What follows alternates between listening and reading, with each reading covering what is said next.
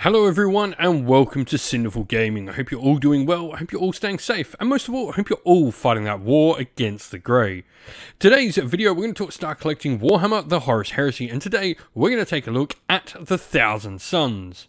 Now, in this video, we are going to take a look at the special rule for the Thousand Suns, which, as you can see on the screen, is a little bit detailed, but we're going to look at some units we can use to start our force with after this, and then look to use and have a look at some other units and expand upon those first couple of initial purchases, and finally finish off the video with a little sample armor list to hopefully give you some inspiration for starting your own force of the Thousand Suns in Warhammer the Horus Heresy.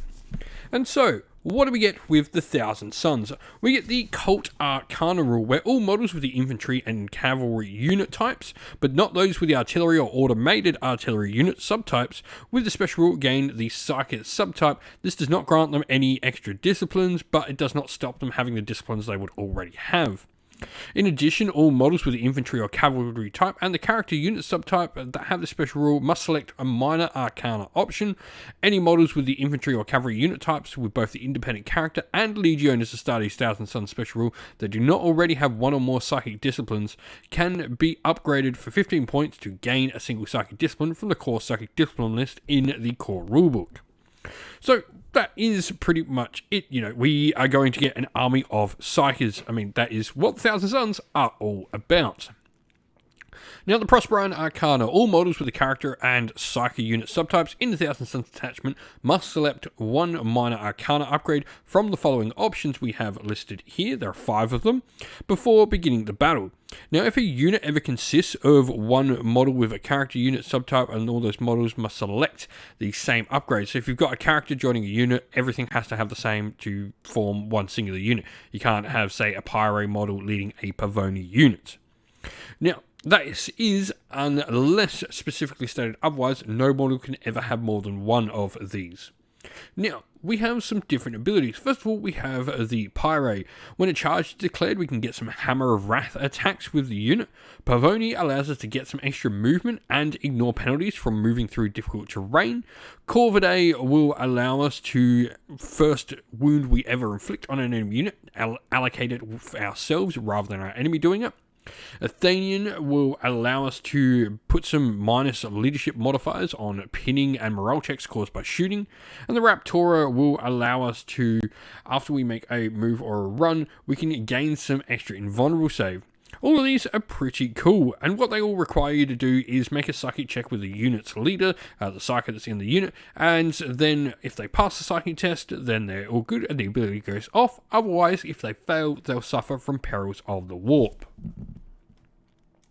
Today's video is brought to you by Gap Games, a fantastic retailer in Australia for a variety of different miniature war games. If you'd like to help support the channel, we have an affiliate link where by clicking on and purchasing, you'll help support the channel, but you'll also help support Gap Games, which is a fantastic servant to the community. And so, to get started with, well, for the Thousand Suns, I think a librarian is a fun place to start. First of all, this is just going to be, you know, a character synonymous with your legion. Obviously, you can pick sort of any upgrade or any sort of consulary model you want here, but I think a librarian, for simplicity's sake, is just the best place to start. This is just nice and simple, gives you the psyche that's going to lead your force. This is, you know, the best sort of psyche you can take with your legion, and yeah, it's solid character. Now, joining this, we then have Tactical Marines. These are going to be an incredibly important unit in any force you take in the Horus Heresy. Tactical Marines, especially in Thousand Suns, become quite interesting because they have a variety of different roles that they can perform thanks to all the different sort of minor arcana they can take. You can give them extra movement, which does mean you can save points on things like transports for them as well. That extra movement, you know, going to move 9 is close enough to a vehicle that with some runs and stuff like that, they're not needing transports to be spent on them, which I think is super useful. But you could also have them be, you know, some units that potentially have a little bit of combat potential. If you gave them chain swords or chain bayonets or something like that, and then gave them the Hammer of Wrath with the Pyre, is a really nice combo as well. And so, where to go first? I think heavy weapon squads are really interesting in a Thousand Suns force.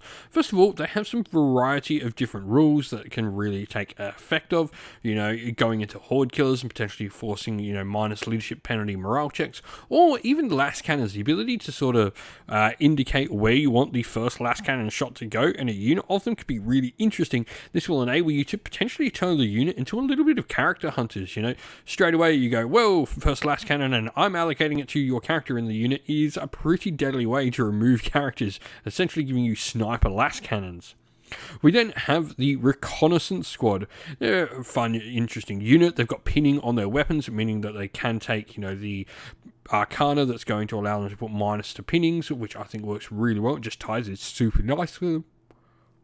But for me, one of the favourite things I have for Thousand Suns is their Dreadnoughts. The Contemptor Siren Dreadnought, which can be upgraded to a Psychic if you want, but it also does have some interesting weapons. First of all, a Gravis Force Blade is really cool. This is going to allow it to be Strength 9 AP2 with the Achaean Force rule, which you do have a variety of different weapons which can have this sort of special rule. Now, what that is going to do for your units is the controlling player of any unit that includes one or more models with a Psychic unit type and a weapon of this ability with the special rule may choose to activate the special rule before making any attacks with that weapon. Now, to activate the special rule, the controlling player must make a single Psychic check using the leadership characteristic of a model in that unit to do so, and if the check is successful, then the strength value of all attacks made with weapons and abilities with the special rule is increased by +2, so pretty nice little additional benefit. On top of that, you do have some interesting shooting weapons. You've got things like your Ether Fire Magnet Cannon, which is a large blast running fire plus Arcane Force shooting attack as well. Now, another specialist unit I particularly like for the Thousand Suns is the combat unit, the Kennetai Occult Cabal. Now, they have 2 Ashaya Force Swords each, which are going to have the same sort of effects, so you're going to be able to get some bonus to strength. But they also don't select an Arcana as standard. Inside, they get the Mind Song of Blade Psychic Power, where at the start of the controlling player's turn, a Psychic check may be made for a unit composed entirely of models with this Psychic power, and if it's successful, they can give themselves a +1 movement, weapon skill, and attacks until the end of the next turn. This is potentially nice, especially when you can give the unit some decent sort of power. They've got 2 Force Swords each, 2 attacks each on base. You've also got the options for some shooting attacks in there, with your bolt pistol being upgraded to some of your hand flame options available to the unit as well. Lastly, definitely something that you maybe need to look at to get those Kennetai into a place of import on the table is probably a Demos Pattern Rhino. These are going to enable you to transport your troops across the battlefield fast and effectively, and a Dozer Blade is always a must-have upgrade. And so here we have our sample army list for the Thousand Suns. Now we're trying to make use of a variety of the different cabals. First of all, though, we have gone with our Centurion, who's going to be upgraded to a Librarian. We've gone Divination for our Psychic power here, but really pick whichever one you like. Magister of Prospero is really cool. This allows us to get some extra bonuses to Psychic tests and really helps us not fail them. And then we've just got his Force Axe and Bolt Pistol, and he's going to be from Corvidae because he's going to be joining our Heavy Support Squad with 4 Last Cannons, which essentially become Sniper Last Cannons. Elites wise, we then have a Contemptor Siren Dreadnought with an Ether Fire Magnet Cannon, and we've got the Kennetai Occult Cabal, which are going to be rocking in a Rhino Transport with Dozer Blade.